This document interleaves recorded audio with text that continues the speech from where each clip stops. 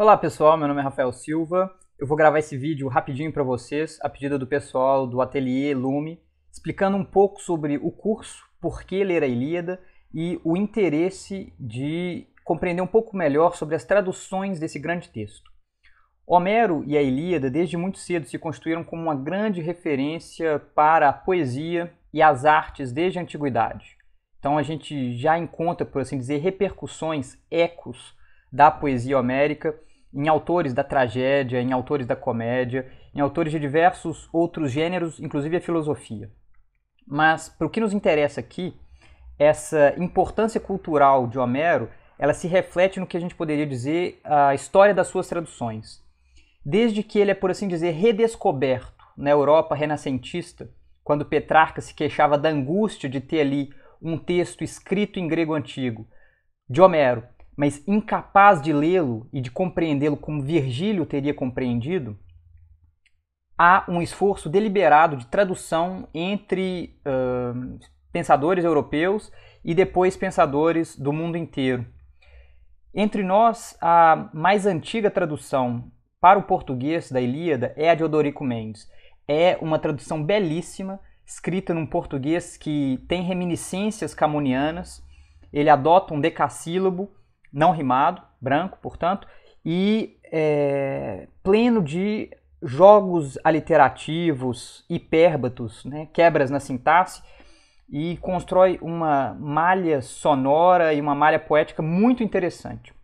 Ainda assim, é um texto difícil de ser lido numa primeira entrada, um vocabulário riquíssimo em termos de criação de neologismos, inclusive essas inversões na sintaxe tornam complexa a compreensão daquilo que é dito, e o Odorico Mendes ainda realiza um esforço de síntese enorme, porque ele evita as repetições de Homero e ele, por assim dizer, seca o número de versos finais na sua tradução.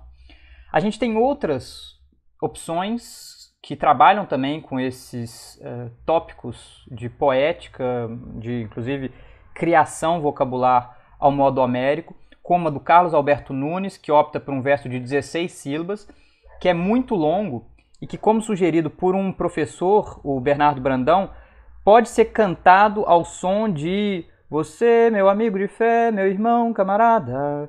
Tem uma toada um pouco musical, mas ainda assim, na leitura de fôlego, como é o caso, 24 cantos, quase 15 mil versos, de fato se torna uma leitura possivelmente cansativa, porque o Carlos Alberto Nunes acaba tendo que colocar mais informações para preencher um verso necessariamente de 16 sílabas do que consta no verso homérico. Uma outra opção igualmente interessante, mas a meu ver ainda mais bem realizada em termos poéticos, é a Ilíada do Haroldo de Campos, que opta pelo verso alexandrino, portanto em 12 sílabas, fazendo inúmeros jogos, como por exemplo paronomásias, em que ele coloca palavras dentro de palavras, rearranja determinadas letras e escreve ou inscreve anagramas ao modo concreto, né, o concretista, e essa é uma das traduções mais belas que eu conheço para qualquer língua. É de fato um monumento com que nós contamos em língua portuguesa. Ela foi escrita pelo Haroldo em 2003, publicada definitivamente em 2003, ao longo de mais de 10 anos de trabalho, e que é de fato belíssima. Quando nós recitamos a Ilíada do Haroldo de Campos em voz alta, a musicalidade que ele consegue evocar é de fato transcriativa daquilo que nós encontramos em Homero. Há, mais recentemente, outras possibilidades de tradução, a meu ver, mais prosaicas, mas por isso mesmo mais acessíveis, de mais fácil compreensão. A do Frederico Lourenço, publicada em 2005, ele que é professor de grego antigo em Portugal e que propõe uma versão bastante palatável, é quase um romance, embora seja dividido em versos, da Ilíada de Homero, porque ele preza, por um lado, pela precisão vocabular, mas por outro, por uma boa compreensão, uma fluidez de leitura em termos sintáticos. Então ele evita grandes inversões, ele evita grandes confusões em termos da ordem dos elementos na frase. e é, portanto, uma tradução recomendada para quem está tendo o primeiro contato com Homero, que não tem a prática de leitura de poesia. E, finalmente, a gente tem, mais recentemente, a tradução do professor Christian Werner, que é muito interessante, é fruto de anos e anos de estudos dedicados aos poemas homéricos. O professor Christian Werner, ele tenta preservar muito da estranheza da sintaxe de Homero, então ele mantém certas inversões, um arranjo sintático que é usado para o português, e um nível de precisão vocabular muito interessante, porque ele encontra os ecos que são mais ou menos explicitamente trabalhados pelo próprio texto homérico, reproduzindo-os em português, eventualmente traduzindo nomes próprios, por exemplo, quando eles são significativos para a trama do poema.